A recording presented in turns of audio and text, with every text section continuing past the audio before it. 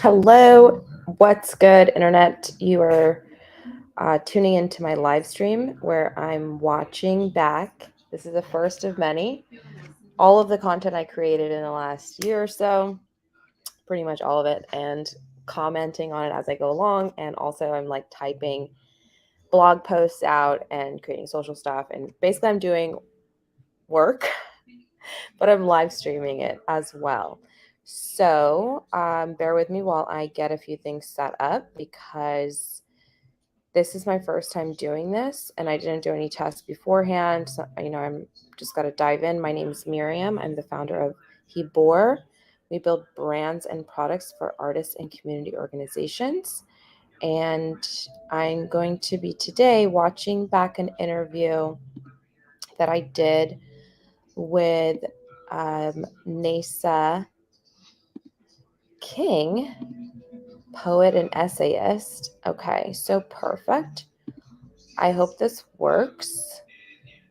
Let's add this to the stream. Okay, let's put me down here in the bottom. And then super cute that it paused on that little frame.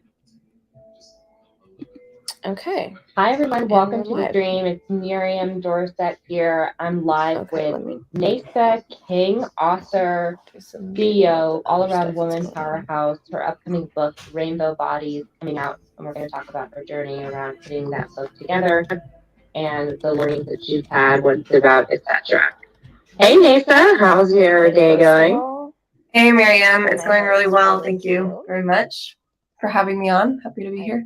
Down with that. Yeah, happy to have you, and happy to have you in Miami. Great as well.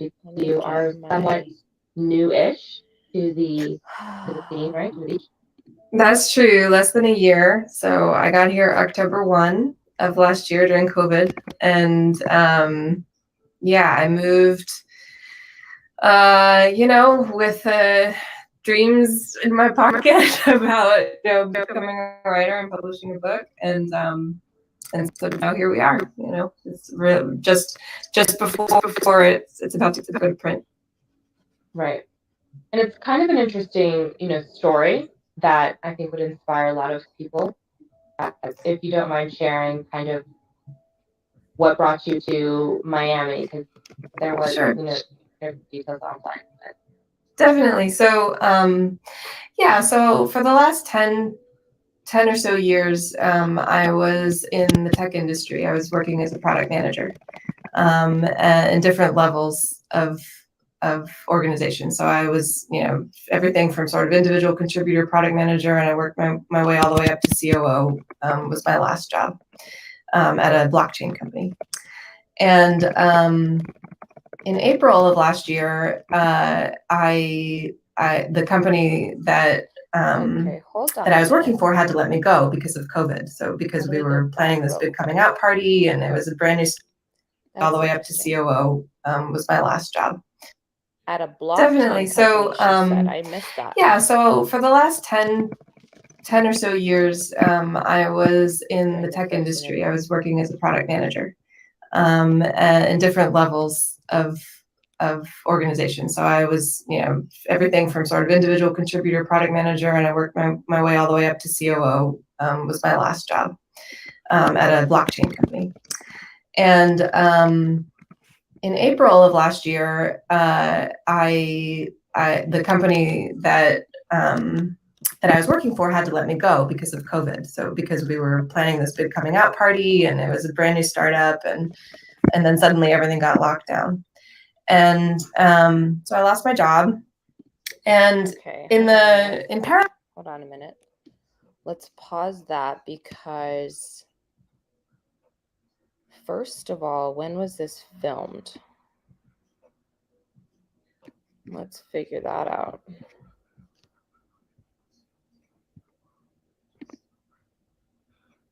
All right, well, I don't care about that really.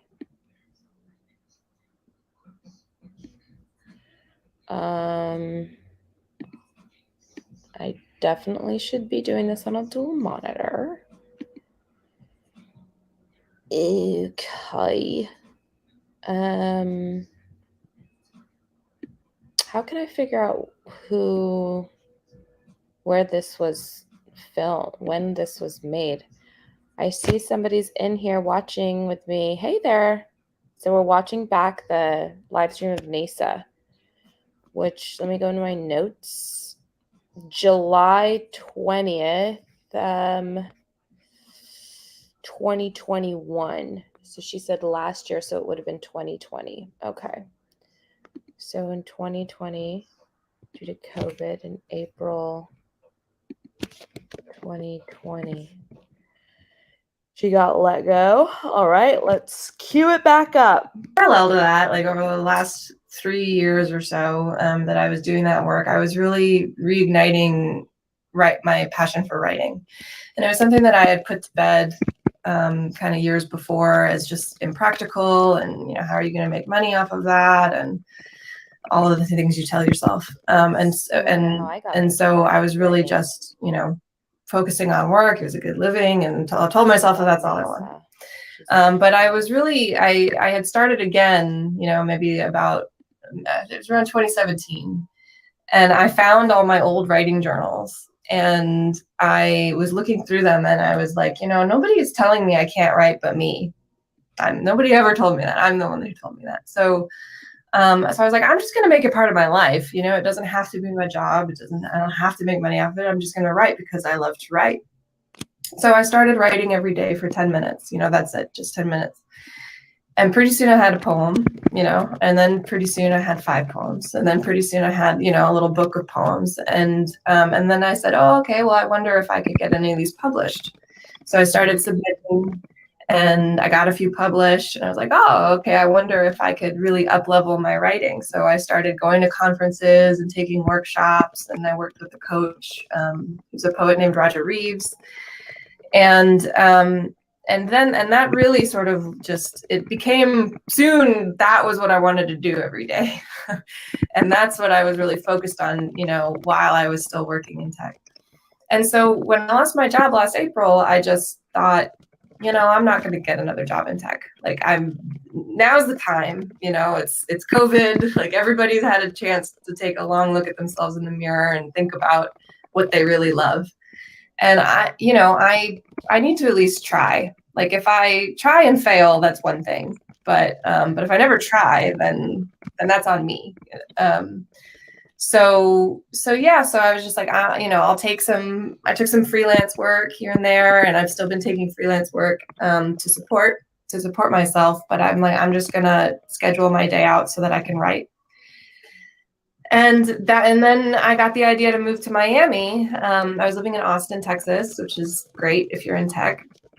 But Miami, to me, I have sort of some family roots here, but Miami always, I felt called to come to Miami for some reasons I can explain and some reasons I can't really explain. But one of them was just living near the ocean, which is just, for me, one of the most inspiring places you can be.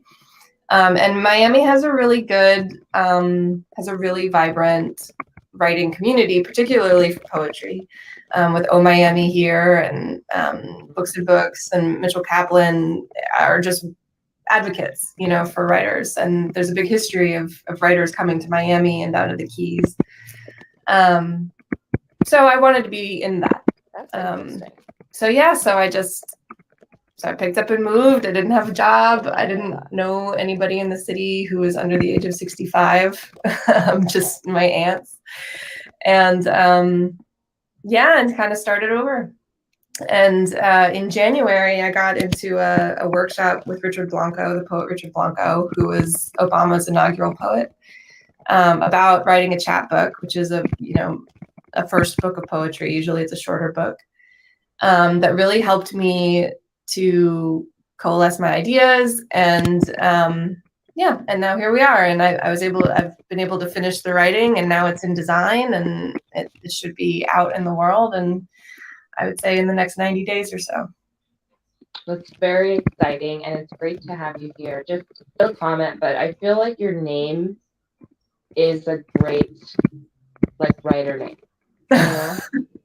I know that's so random. It's it doesn't really matter what's the name, but Neysa King. Kind of rolls off the tongue there, if I can say so myself. It's funny, you're not the first person to say that. I actually get that a lot. That like people say, "Oh, Neysa King." It's like, "Are you a writer?" Like people have just asked me that, you know. And apparently, there's a rumor going around that I'm Stephen King's granddaughter. So, which I will neither confirm nor deny. That's it. It'd be like, Stephen? Yeah. Yeah. You know, Uncle Steve. Yeah. People do the same thing with me with Dorset. They ask me if I'm related to the football player, Tony Dorset. And you're just like, I don't like to talk about that. We keep them very private. Right. We just base it on, yeah. Anyways, I think the book that's coming out, Rainbow Body, is what you decided to compile on when you went through that process of working through what your first poetry book would be. Mm-hmm. And it's 12 poems, tells the story of self-discovery through some very exciting topics, sex, drugs, and sugar. Right? On Miami Beach. I'm like, okay, I'm kind of into this. Like, right? The poems explore the idea that God is everywhere, even, and maybe especially in the vices we're taught to avoid, which I think is just an interesting statement. So let's dive into that. I'm excited for it to be coming out. You're working on some other things that'll go along with it, some audiobooks, a photography project. So it's really an art project kind of in itself. And you've, I would say, made the transition successfully from working for someone to now pursuing your passions full time, which is beautiful and hard to do and inspiring. So let's talk a little bit about, self-discovery through sex, drugs, and sugar. What's going on, girlfriend? You live on Miami Beach. Are you getting into the scene there? We all, I don't know. Miami's wild. Miami is wild, and it's in the best possible way. And I think even now, I feel like Miami, and particularly the beach, is really the center of the universe right now. You know, I mean, after everybody has been so cooped up, you know, for a year plus, to be able to come to the beach and to experience sort of the chaos and the sexual energy that really personifies Miami Beach, I think is what everybody wants to do right now. And in some ways, maybe what they need to do, you know, in order to really get back into themselves, and sort of get out of their head and into their body. And it was definitely the experience that I had when I moved here. You know, it was, I came, you know, I had just broken up with a partner of mine that was a 5-year-long relationship. Unexpectedly, I thought I was going to come here with him, and instead I was here by myself. So on top of not knowing everybody and not having a job, I had also lost like this foundational person in my life. And I remember as soon as I got here, like feeling the energy where suddenly like everybody seemed to know me, you know, and suddenly everybody here was interested in me, you know. And I think it's just, that's the energy of the city when you come here. It's different than any other place that I've been. And so I tried to capture that, you know, that sort of chaos and sexual energy that's on the beach, in the book. And it's about me. It's about me and my body and self-discovery, but it's set in that kind of indulgent and wild scenery. Sounds hot. Not gonna lie. You're a very beautiful woman. Thank you. I think I would agree with you. It's hot. It's a good read. Totally. Very cool. And so the name Rainbow Body, what is that about? That's a great question, you know. So I actually thought of that name like a year ago, before I had even put together most of the poems in the book. And I was actually here in Miami, like visiting to make sure I wasn't crazy and I was going to like it if I moved. So I was here for a month or so, and I was writing, and I wrote down the phrase rainbow body just because I thought it sounded cool. And I was like, I think that's the title of the book. And then throughout the process of writing it, then I started trying to write poems about rainbows and bodies, and like it was too forced and they were terrible. And so I put that aside. I was like, okay, maybe it's the title for a book, but not this book. Yeah. And then one of the exercises we did with Richard Blanco was to think about what's our obsession, to read our own writing and to think about what's our obsession. And what came out is that my obsession is my body, is my own body. And I was like, oh, okay, well, rainbow body, it's got to be rainbow body. So part of it was really just the sonics. I like the way that the phrase sounds, rainbow body, and it feels very Miami. Because of rainbows. And but then there's actually a spiritual phenomenon called rainbow body, that is where a person actually, like before their death, their body actually starts shrinking, and the idea is that they're turning into light. And there's a lot of that also plays sort of thematically into the book, that there's discovery of our own divinity. There's questions about our own divinity in the book as well. And who are we when we really look at our hearts and our souls? And is it beyond just sort of, the physical? Mm-hmm. Yeah, that's an interesting question. I mean, so you're exploring, well, I want to dive into a little bit about the body stuff. And just because it's been a powerful time for women in the past year. I mean, really the culmination of decades of work that has come about from empowering women and having us just come into our own. And so how do you see the body playing a role in women? What do you see for the future of women? How does the empowerment of, I have a ton of questions. How does the empowerment of women affect men? And if you want to try to comment on that at all, like any thoughts on those questions? Yeah, those are all great questions. Part of the thing that was so empowering about writing this book was really looking at myself in the mirror and facing down all of the lies that I told myself about what my body was like and what it looked like. I'm sorry, did I lose you? No, I'm here. Okay, sorry. But really like looking at myself in the mirror, looking at my body, looking at the things that sort of I called imperfections. And until I turned my perspective into, no, that's not ugly, that's not a flaw, that's beautiful. And I had to do that to write the book well.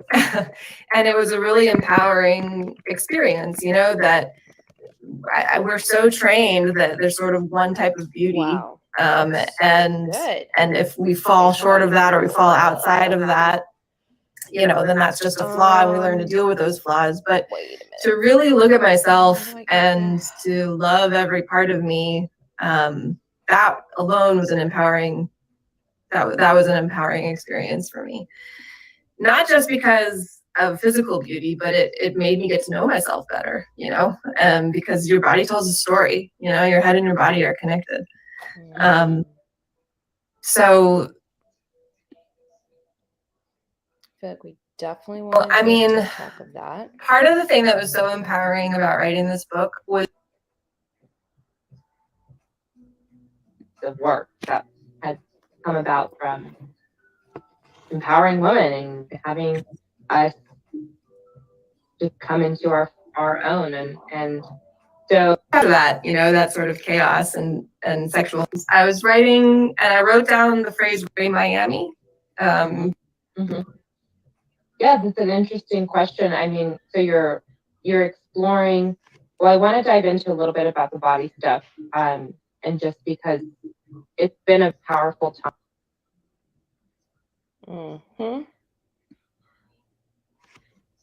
It's never even been a close call Okay, for just him. hold with me However, for just a second. because I'm about to post a TikTok about that. 100%. That was good. So let's first check out if Neysa's on TikTok, if we can find her. Neysa King. Let's call her up. Contacts. Neysa.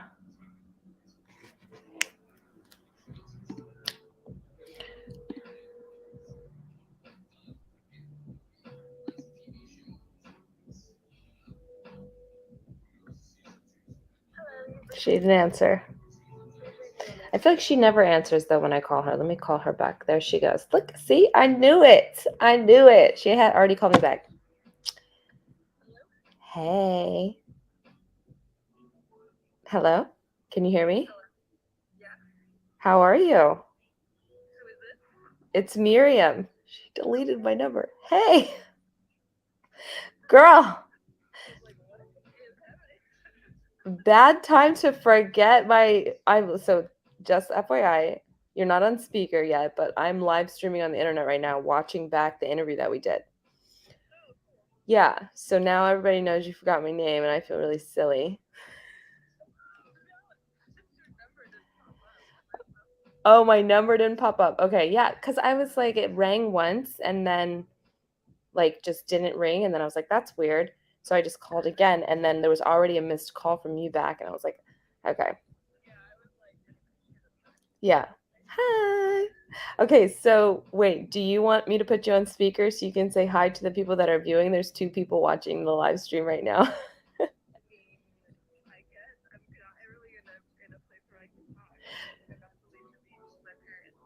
I promise this is going to be the quickest phone call. I'm not going to put you on speaker then. I just got to the point of the interview where you said some real powerful stuff about your perception of your body. And so I'm making a bunch of content spin off of all the content that I made. And I want to make sure to tag you on all platforms that you are on. Are you on TikTok? Okay.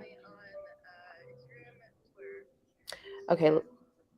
Instagram and Twitter. So let me find out. Let me find you here. Where's Neysa? What's your Twitter handle? Neysa King, and I've been pronouncing it Neysa this whole time. Super cool of me. Yay. Okay, so that's the same thing on Twitter and Instagram. Okay, perfect. I'll make sure I'm following you on both those channels and tag you up. It was. Oh my God. I mean, like, it's so interesting how I miss so many things, but let's get together. And I know you're with your family right now, so we can recap. And like, I keep missing you for whatever reason, but I really do. Let's go out. You know, I had so much fun the last time. We need to do it again. Yeah. Yeah.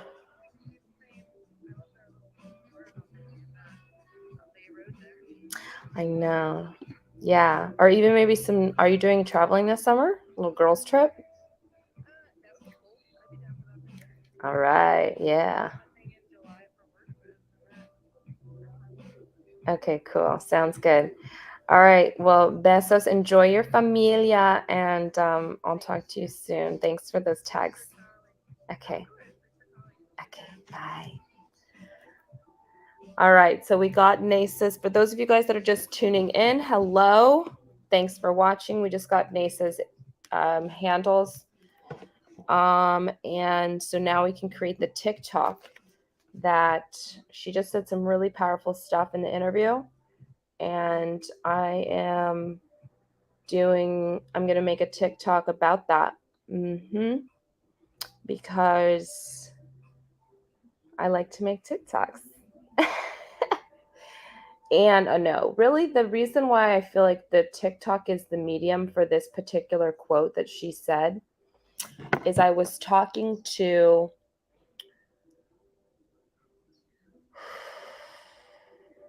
one of my interns the other day, And she just wrapped up her school year intern, and I was talking to her about her career as an artist and what she wanted to do. And I was saying, hey, we were talking about TikTok, and I was like, why don't you, you could do some stuff on TikTok. She was like, I really like making TikToks, but I don't like being on TikTok. And I was like, well, that's interesting, because I really love TikTok for myself. I love being on TikTok. And she said that she doesn't like being on TikTok because of all of the negative body shaming that happens on TikTok. And I was like, dang, like my algorithm must be set up correct, because I see nothing but body positivity videos on my stream, on my For You page, whatnot. But maybe she's talking about in the comments, because I never really spent a lot of time in the TikTok comments to know whether there's a lot of body shaming happening in that area.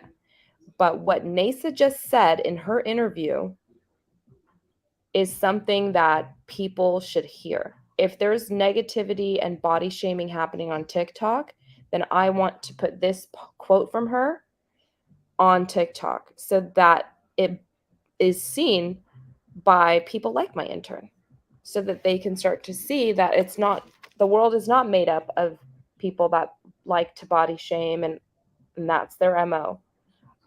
So anyways, let's see if we can make this TikTok.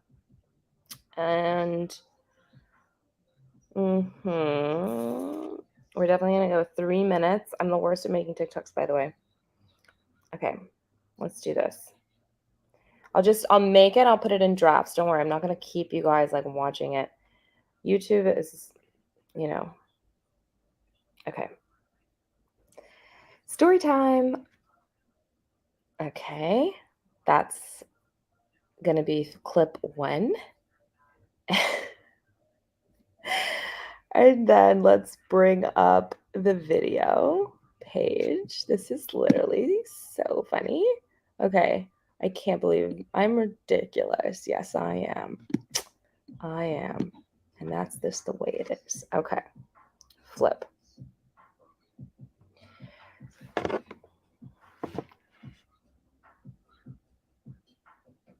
So I'm doing this project where I'm watching back all my YouTube content and then creating like blog articles from it.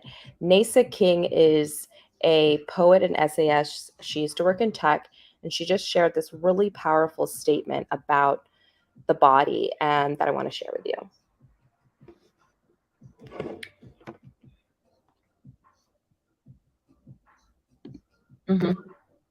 Yeah, that's an interesting question. I mean, so you're exploring. Well, I want to dive into a little bit about the body stuff, and just because it's been a powerful time for women in the past year. I mean, really the culmination of decades of work that has come about. Oh my God, guys, I literally forgot to press empowering record. women. This is such a mess. Okay, hold on. Yeah, that's an interesting question. I mean, so you're exploring. Well, I want to dive into a little bit about the body stuff, and just because it's been a powerful time for women in the past year. I mean, really a culmination of decades of work that has come about from empowering women and having us just come into our own. And so how do you see the body playing a role in women? What do you see for the future of women? How does the empowerment of, I mean, I've got a ton of questions. How does the empowerment of women affect men? And if you want to care to comment on that at all, like, any thoughts on those questions? Yeah, those are all great questions. I mean, part of the thing that was so empowering about writing this book was really looking at myself in the mirror and facing down all of the lies that I told myself about what my body was like and what it looked like. I'm sorry, did I lose you? No, I'm here. Okay, sorry. But really like looking at myself in the mirror, looking at my body, looking at the things that sort of I called imperfections, and until I turned my perspective into, no, that's not ugly, that's not a flaw, that's beautiful. And I had to do that to write the book well. And it was a really empowering experience, you know, that we're so trained that there's sort of one type of beauty, and if we fall short of that or we fall outside of that, you know, then that's just a flaw and we learn to deal with those flaws. But to really look at myself and to love every part of me, that alone was an empowering, that was an empowering experience for me. Not just because of physical beauty, but it made me get to know myself better, you know, So because your body tells a story. Oh my you know, God. your head and your body are connected. Oops. So I think, like, you know, the other thing that I'll say is that we often walk around in our heads, and I'm guilty of this, and it's something that I've been working on, and this book is, I think, also showcases kind of that journey that we're always in our heads, and you have to kind of start with the body to get back into yourself, and then you can kind of, once you really know your body, then you can kind of break out again into more spiritual aspects or more intellectual aspects, I think, of yourself. But as long as that's something that you're not connected to, there's a piece of you that's missing. Maybe we need to go into the Instagram Reels. So when you say get to know your body, does that mean like going through the process that you talked about, like really just looking at yourself? Looking good. I assume naked. I'm just saying, hey, like, whatever, this area is beautiful. This is, you know, whatever, or being grateful for like the fact that we have all of our limbs and our arms and all that stuff, like, or is it more about like exploring yourself in the bedroom, with your, you know, you're alone or with a partner or more? Until I turned my perspective into, no, that's not about what my body was like. A woman affects men, and if you want to, empowering women and having, you know, the physical. Yes, it's an interesting question. I mean, so you're exploring. Well, I want to dive into a little bit about the body stuff, and just because it's been a powerful time for women.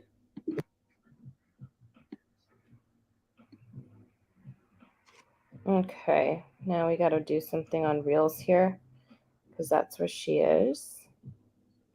Switch it around. Okay, let's close down some of this stuff. Remove from dock.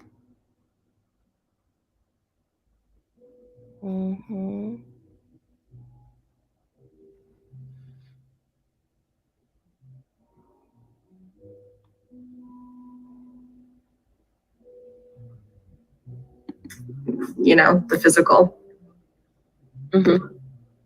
Yes, it's an interesting question. I mean, so you're exploring.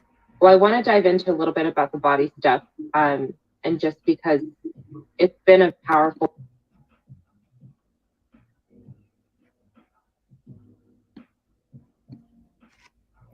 Okay, delete that. That was a crappy garbage one. Discard this clip. How do I do Reels better? Speed, length. Okay, there we are. 60 seconds, 60 seconds. That's the longest we can do a reel for. Okay. All right, here we go. Let's see what Neysa gets in a 60-second clip.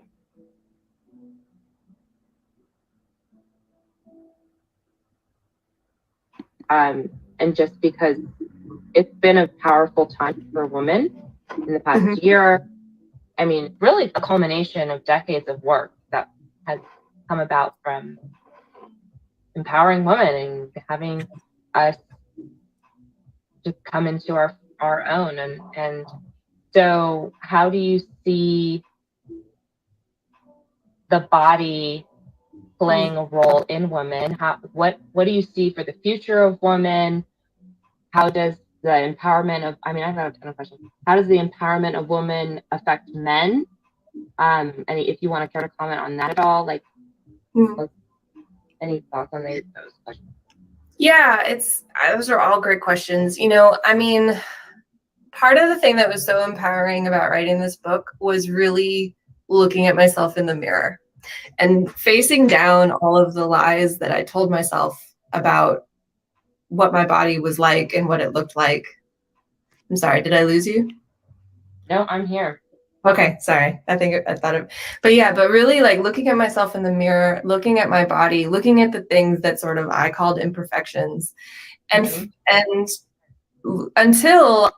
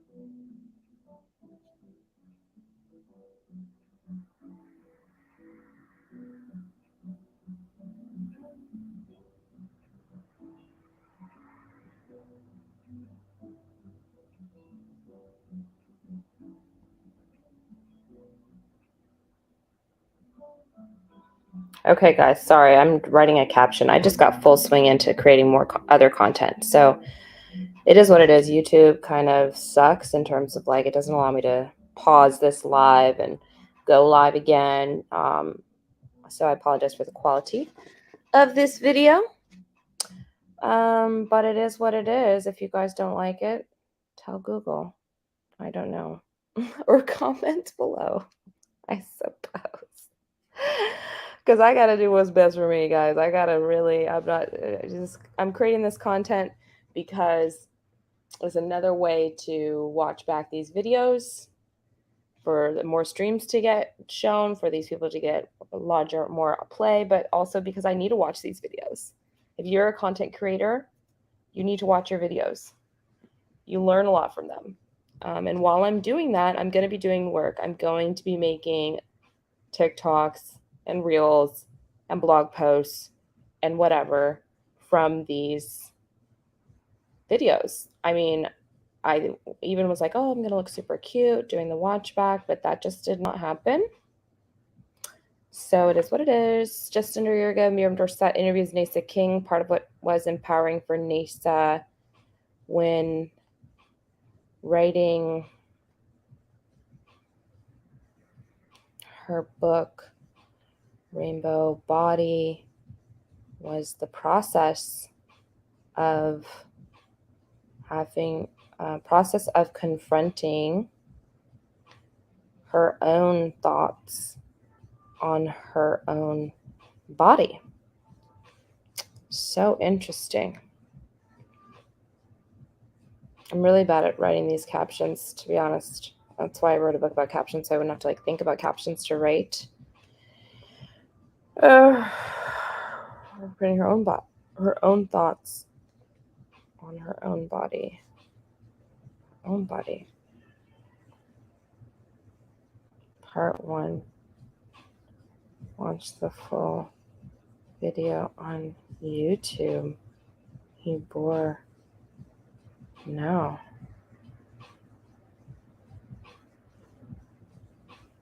Also share to feed, copy profile owner, rename original audio. Okay. And cover will be Neysa King. Let's find her looking cute. That'll do.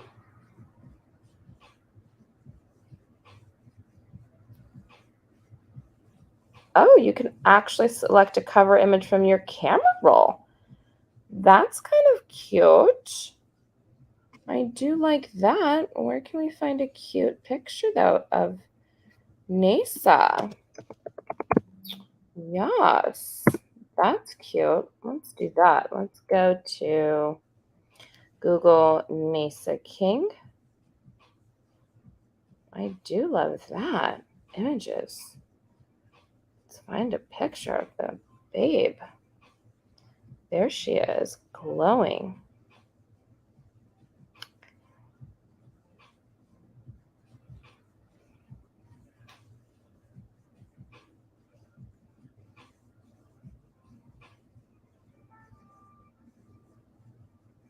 Add to photos. Perfect. Add from camera roll. Done.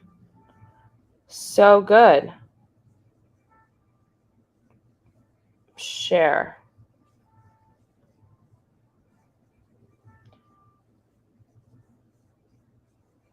There we go. All right. I think that that's done. All right. Now she continues to say really powerful stuff. So we're going to continue to make reels about it.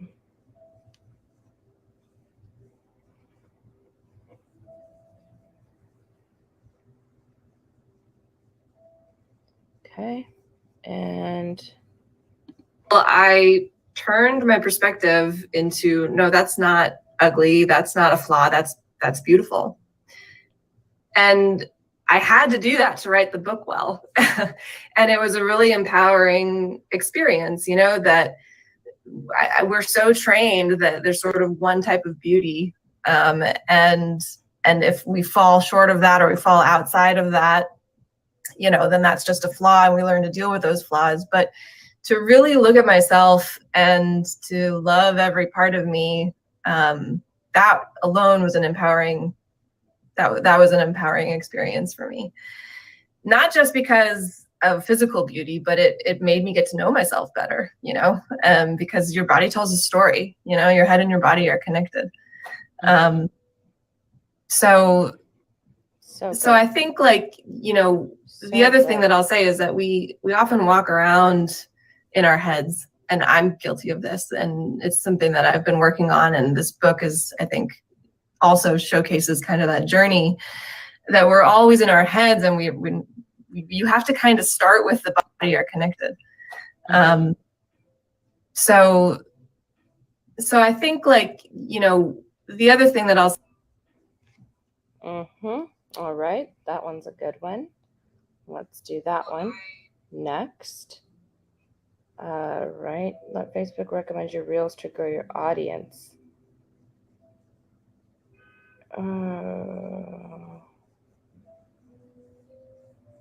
Will be shown.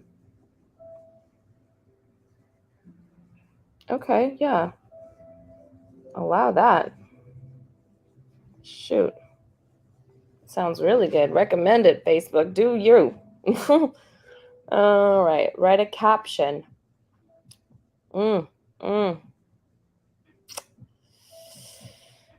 Neysa King talks about getting out of your head and into your body.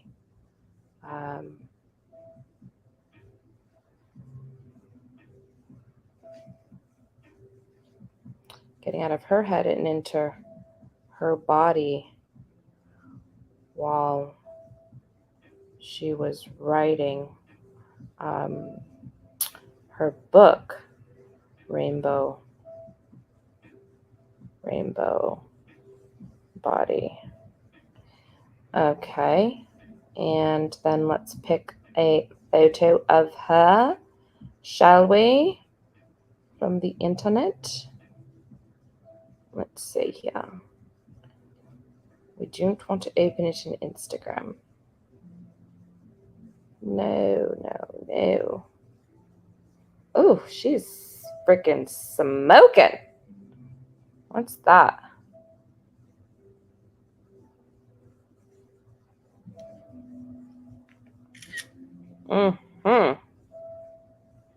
So good. Love this chica. Done. Save to photos.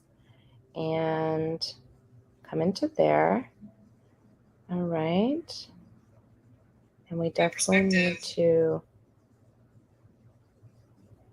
cover photo, add from camera roll. That's the one. Done. tag people, obviously. Neysa.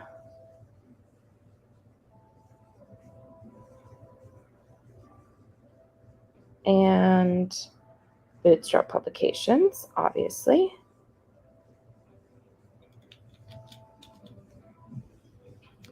Okay. And we're definitely going to share that as a reel. I think that one's done. This one we need to kind of do some editing to edit. We need to tag people in this one. Tap to tag. Neysa, tag Bootstrap, tag Miriam. Done. Done. Okay. We're learning Reels. We're learning TikTok. We're learning Twitch. We're learning the streams. It's one thing after another. Okay.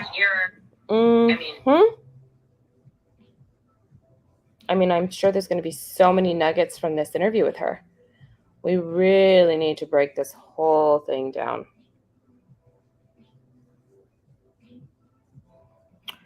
All right. And we're going to do one more. Do we want to do this one? We want to do all of them. Shoot. What the heck? That's the whole point. We could do it all. We could have it all. We blocked off an hour on our calendar to do this whole thing. Let's do it. 60 seconds in length.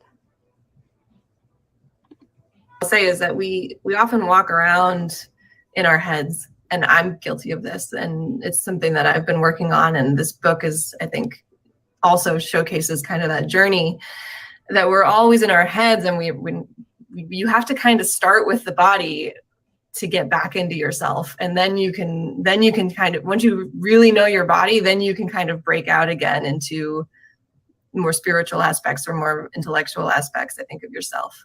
But as long as that's something that you're not connected to, there's a piece of you that's missing. So when you say get to know your body, oh my does God. that mean like going through the process that you talked about, like really just looking at yourself? I assume naked. I'm just, I'm saying like, hey, like. Wow. Oh my God. Okay, great. So good, Neysa. Yes. Okay, let me go to the next step. We got to translate this for people. Next step.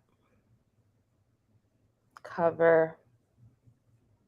Add from camera roll. We're going to go into choosing the rainbow body once again.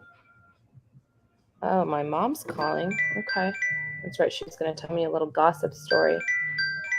Okay, hold on. Hi, Mom.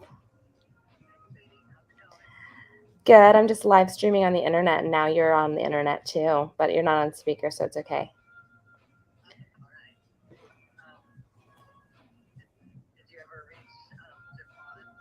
No. Did you see them?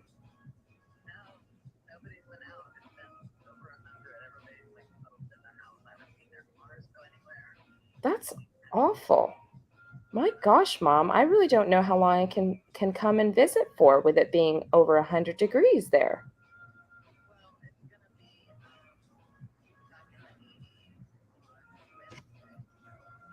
And did you guys fix the pool? Okay, good. Oh my God, but it's not shaded. That pool's not shaded. Did you get the shade over the pool? Yeah, I know, but what about putting a shade over the pool? Yeah, I guess that's true. It would just be nice to have it some days. I guess I could always swim with my hat on. Whatever. It's all good. I'm very excited. What are you doing right now?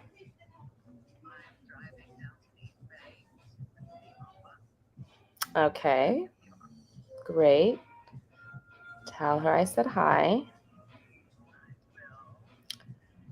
And then what else? Did you do that thing? I mean, did you talk to Margaret?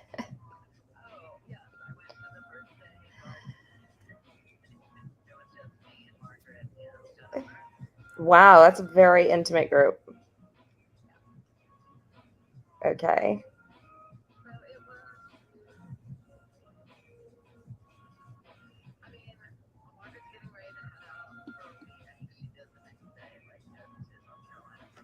Mm-hmm.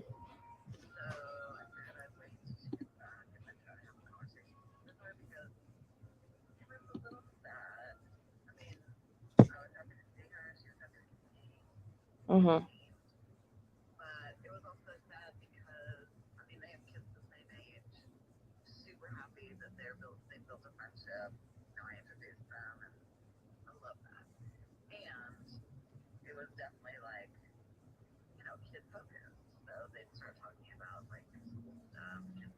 Mm-hmm.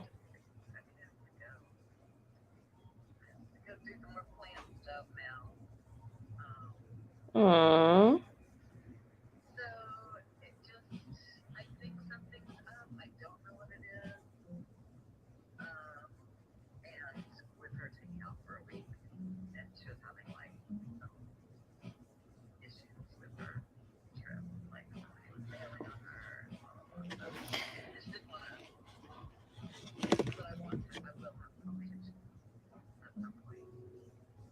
If she answers your phone call.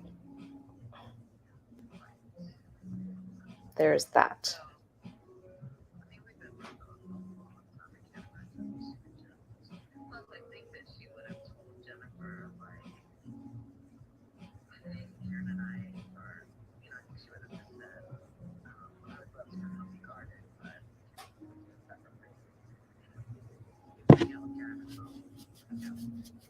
Yeah.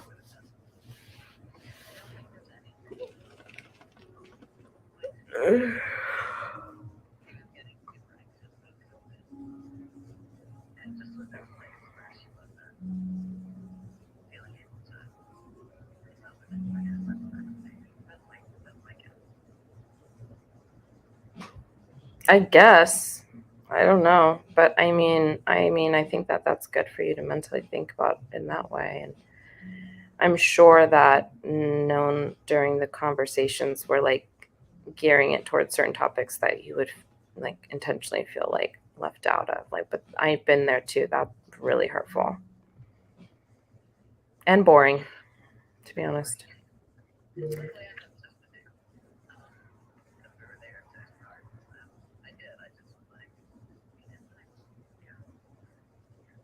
Yeah.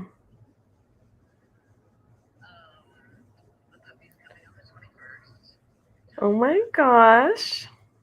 Okay. Wait a minute. What day do you guys come back? Oh, okay. Great. That's perfect.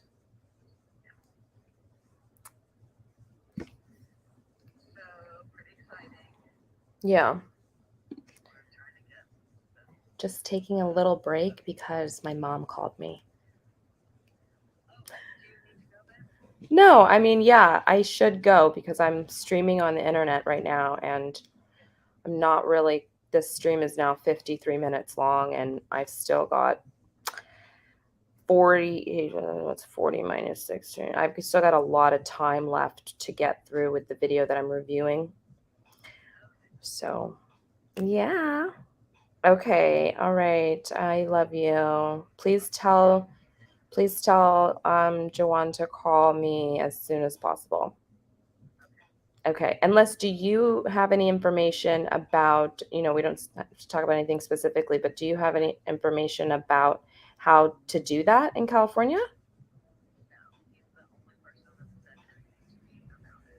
Okay. Really? That's interesting. Look at Zach. Okay. I'll check with Broski. All right. Okay, Mom. Love you. Bye. Okay. Sorry about that, everybody. My bad. But we know when Mom calls, you answer. So, anyways, for those that are just joining, I'm watching back the interview that I did back in July 2020 with Neysa King, and I'm creating content around it. basically commenting about the way that I did the interview, watching back myself. I'm taking notes in a separate document, and I'm creating like some TikToks along the way. Like I just felt very inspired by some of the things that she said, and I felt like it needed to be on TikTok. So I started doing that. Now I'm going to finish writing this caption about connecting with your body, starting with your body. What does that even mean?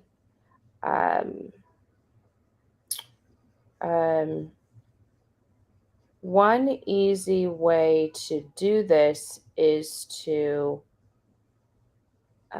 think about a behavior you want to change in yourself.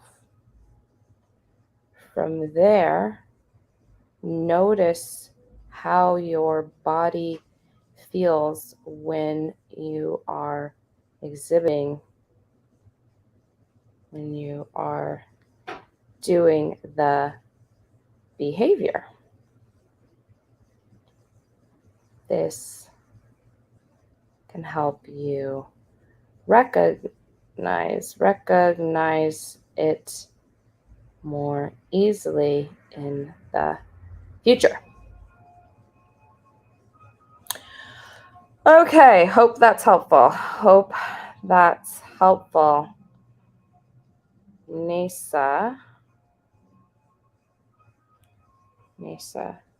any more tips for people on how they can get into their body? Okay, did we tag the people that we need to tag? Neysa and Bootstrap, done. And share. It's been a powerful.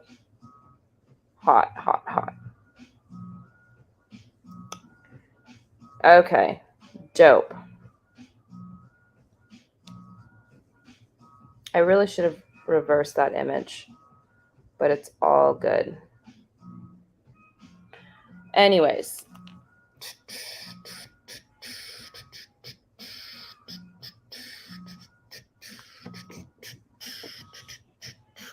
Back to the interview. Let's see what Neysa says next. Whatever this area is beautiful, this is, whatever, or be grateful for like the fact that we have all of our limbs and our arms and all that stuff, like, or is it more about like exploring yourself in the bedroom, with you're alone or with a partner or multiple partners? Like, you can totally. How does someone get to know their body? Tell. I mean, I think it's all of the above, Miriam. I think it's hold on a minute. It depends for every person, like individually. Sorry. Literally, this is a learning that I've definitely learned. And when I say I've learned it, I mean that I acknowledge it. It doesn't mean that I put it into practice just yet. I haven't figured out really how to sustainably create content at the pace that I am creating it. And do this, which is do your research about who you're interviewing, because this interview is already so powerful. It's so good. But literally,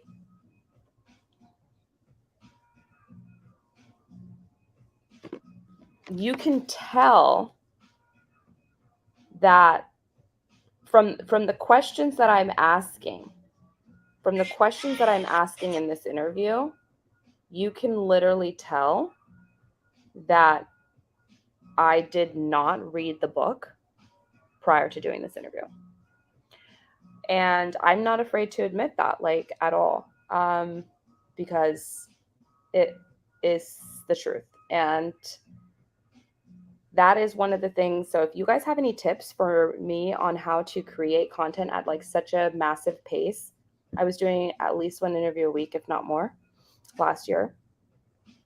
and also running my startup, building the brands, connecting with my family, etc. So doing the proper research before an interview 100% makes the interview better, makes your questions better. And I'm hoping to be able to do that for this next season, to be honest. So did not read the book. I just created a little Instagram about that. Just creating a ton of content out here. Content is queen, friends. Because Red Rooster hat. it is the truth. Learning while watching the live interview that I did last year with at Neysa. Because it is the truth. And I love you, girl. read the book prior to doing Learning from and this I'm not afraid to experience. admit that, at all. Because it is the truth. And I did not read the book prior to doing this interview. And I'm not afraid to admit that. Like, all right.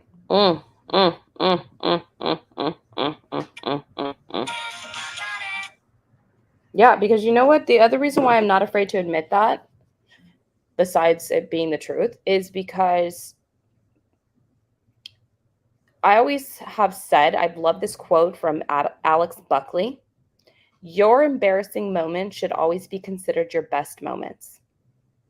And what that quote means to me is when you have something embarrassing happen to you, you are truly you. You're being genuinely you. And that's beautiful. There's nothing embarrassing about that, number one. And number two, this goes along with the other thing that I talk about all the time, is that whole fake it until you make it kind of mentality in the startup world, right? It's like, I don't like that at all. It's like, when you're genuinely yourself, then it allows you to quickly see who is going to accept you, who's vibrating at the same energy level as you, whatever you want to call it. Like, basically, it helps you easily see who other people are. You know, I have zero doubts that Neysa's going to laugh at that. She's going to think, I don't think she's going to be hurt by that. I think she's going to she's a very understanding woman. She's going to understand I was really busy. I was doing my best. And I still got her book. And it's an amazing book. And so, yeah. But if some reason it was the opposite, and she was like, I can't believe you didn't read my book before the interview, and got all angry with me, then I could be like, okay, that's an interesting little side of this person that I've just saw. And, when people show you interesting sides of themselves, you learn about yourself and you learn about them. So I always like to see the sides of everybody that we could see, and have grace and understanding for them. But, be able to see them. So it's really nice. So anyways, point is, be honest, be transparent, be yourself, do you. Let's get back to the interview. And I'm going to write that little learning down for the, I think that's there's no prescription, right? Like, you have to do the work to understand maybe where you've been made to feel shame or made to feel guilt, and really just question, is this something that's worthy of feeling shame or guilt about? There's a quote that I love. It's by St. Augustine, and it says, love God and do what you want to do. And it's really like, something I realized is that, like, I didn't even know what I wanted. Like, I was so trained in sort of just, if a desire came up, just pushing it away. To understand maybe where you've, in the bedroom, with you're alone or with a partner or multiple partners. Like, how does someone get to know their body? I mean, I think it's all of the above, Miriam. I think it depends for every person, like, individually. I think there's no prescription, right? Like, you have to do the work to understand maybe where you've been made to feel shame or made to feel guilt, and really just question, is this something that's worthy of feeling shame or guilt about? Interesting. You know, there's a quote that I love. It's by St. Augustine, and it says, love God and do what you want to do. And it's really like, something I realized is that like, I didn't even know what I wanted, you know, like I was so trained in sort of, just, if a desire came up, just pushing it away and being like, no, that's bad. You know, that desire is bad. But to actually listen to those and to think about desires of your heart as something that's actually good for you to pursue, you know, as long as it doesn't hurt anybody else. Yeah. To trust that. Okay, can we get that quote up in the bottom there? What is that? Love God and do what you want to do? Love God and do what you want to do. I am so about that life.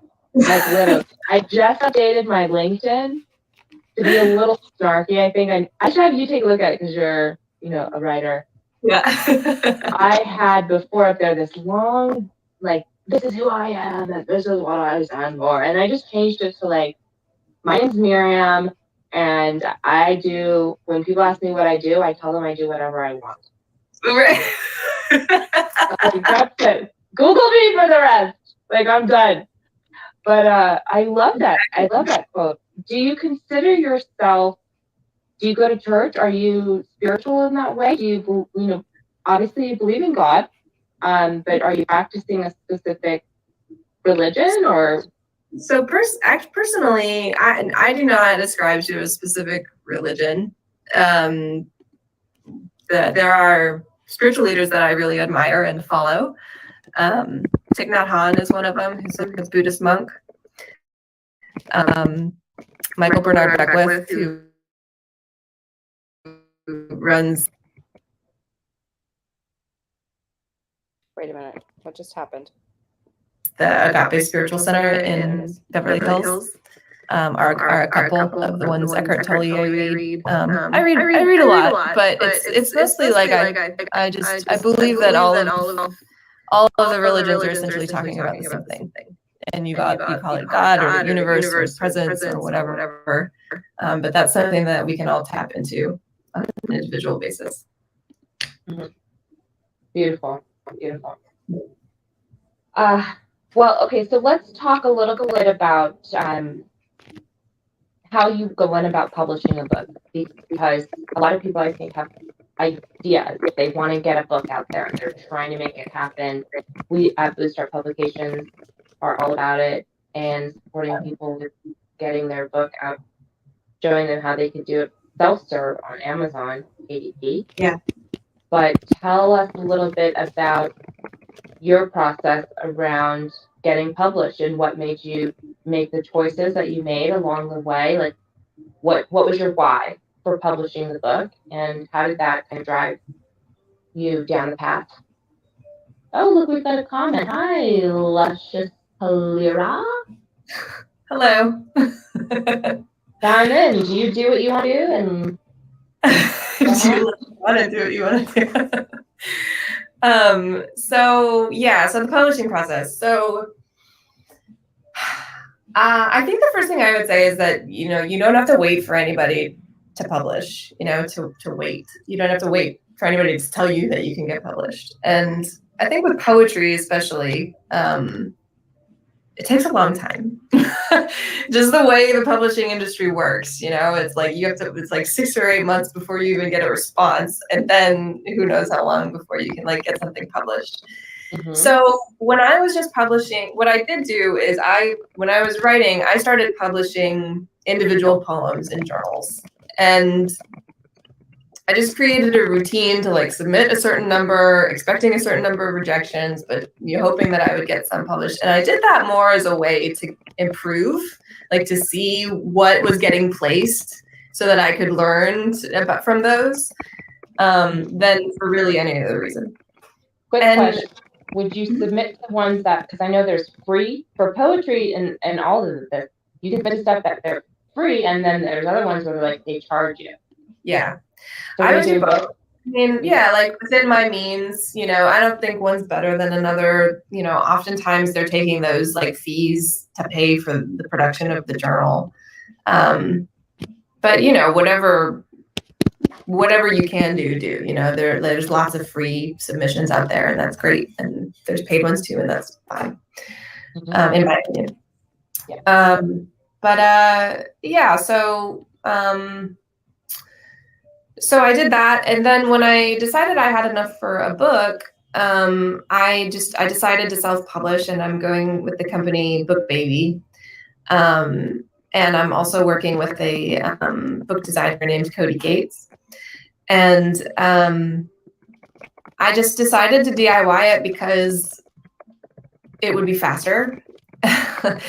And I didn't want to wait for somebody else to sort of give me permission that like the poems were good enough to be out there in the world. Like I think they're good enough. And also for poetry, I don't know if this applies to other writing genres, but for poetry, if you self-publish. So good. Wait, we just got to do some TikToks on that one. 100%. This is good stuff. Oh my goodness. Maybe we stop with the TikToking. It's going to take this stream so long. What we need to do is do that. It doesn't exclude you from getting picked up by a traditional publisher. So my thinking was I might as well just get it out there, you know, see what happens and see what kind of audience I can generate. And then if something happens in the future with a traditional publisher, then fine. Fantastic. What made you go with the Book Baby group? What do they offer? So they'll do, what I like about them is they'll do all the distribution for you. So, you know, you can get it in places like Amazon and Barnes and Noble and whatever, and they'll help you with that. So you're not having to keep up with it yourself. And they also offer a lot of resources depending on how much you need. Like they'll help you with cover design, they'll help you with typesetting, they'll help you with marketing. They sort of cast a wide net, and you can kind of pick and choose the things you want to do with them versus go with another group. So they've been really good so far. I really enjoyed them. Did you know anyone that had published with them before and had a good success? Somebody recommended them to me who was another she also does publishing, like helps people self-publish. And she mentioned them. She just did more, like she didn't do a lot of poetry. She did like nonfiction. And so she mentioned Book Baby, and that was why I went with them. Okay. And so what was the reason, if you don't mind sharing, why you didn't just go and put it into Create Space or, you know, KDP and upload it and do it like that?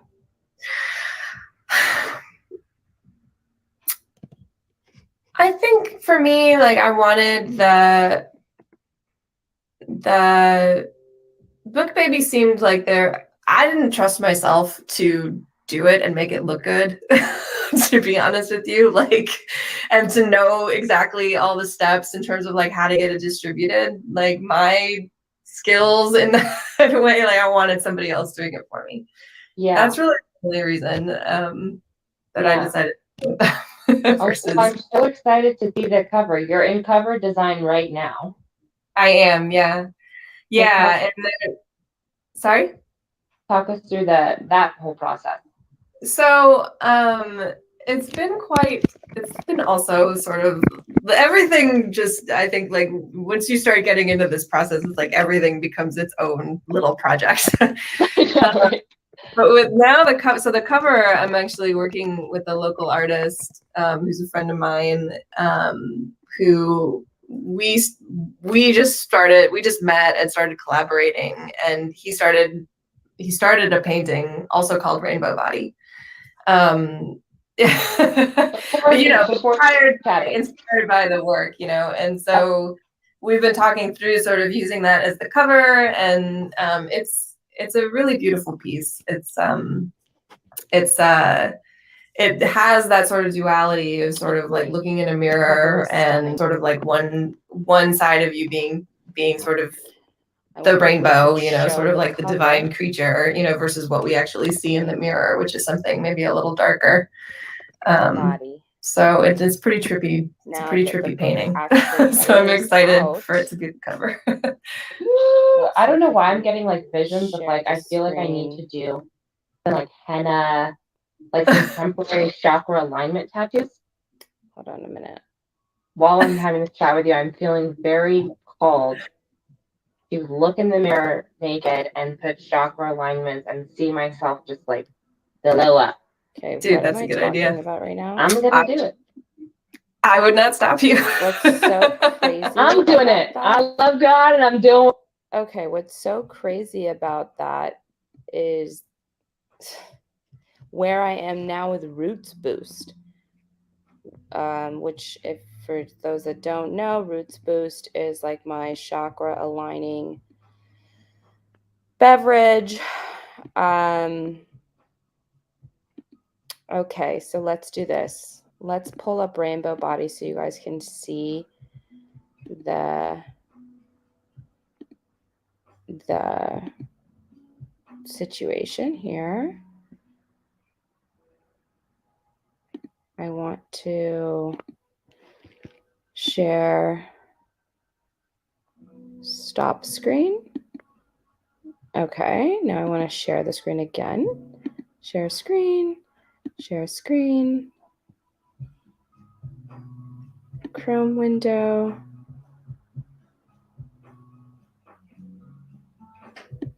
This one.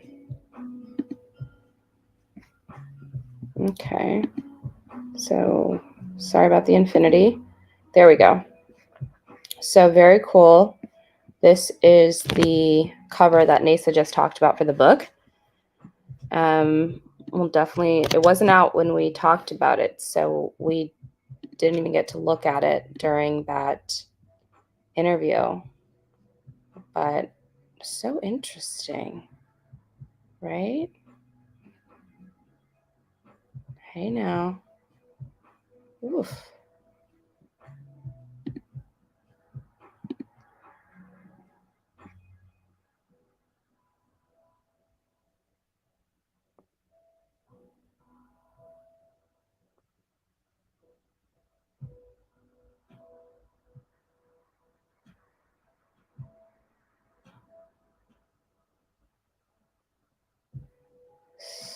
So, okay.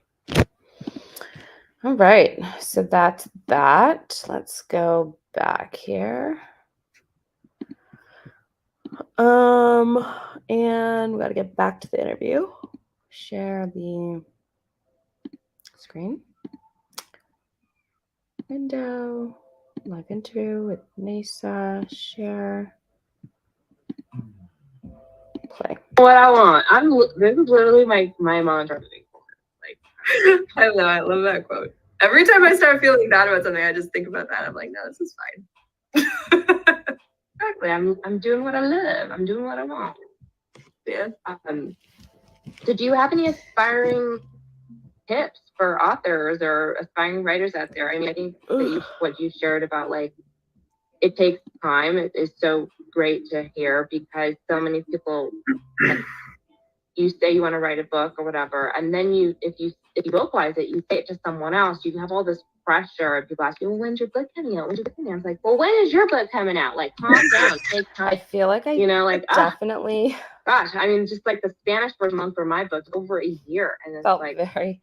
It's coming out. Putting a little bit of Someone is myself gonna into read that because people always But ask me that, and my books take yeah. forever to come out. Let's see.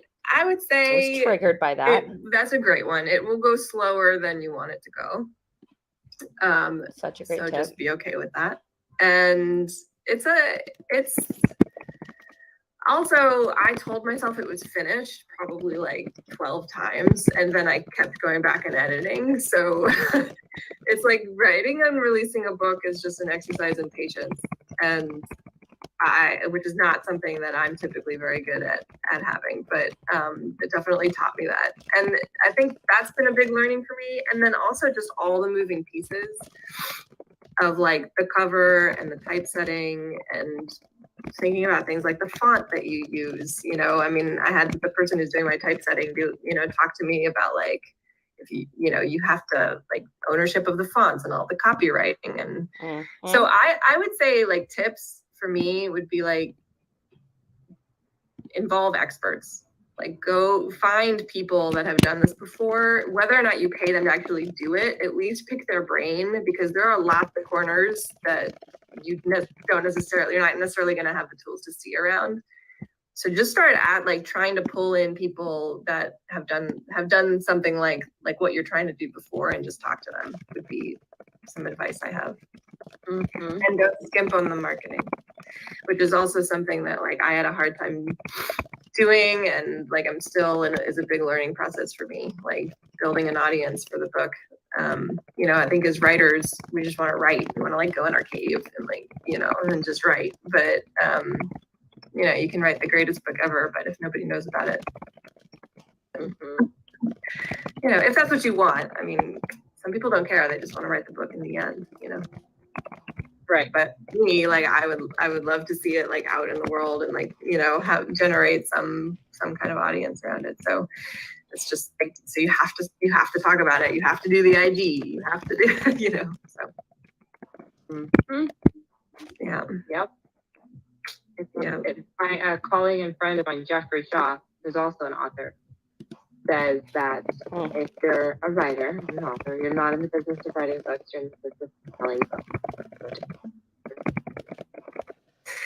It's true. I still have a hard time internalizing it, you know. I mean, like I think all of us as writers, like we just want to sit in a room alone. Like this is why we're writers, you know.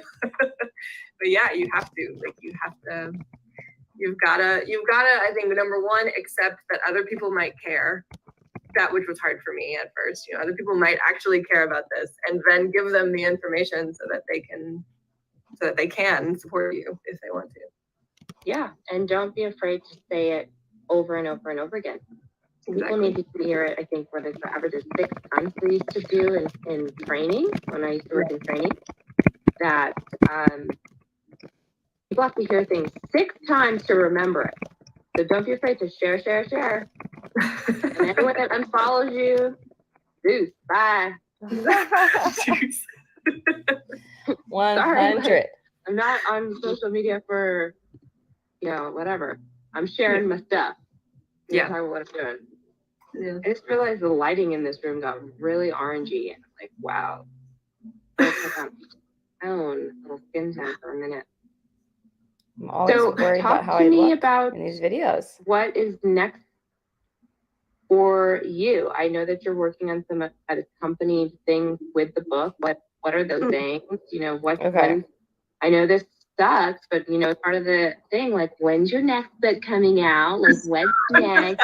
Like, Rainbow Body's over. Let's talk about what's going on next. You know, like, what's up? Yeah. Okay.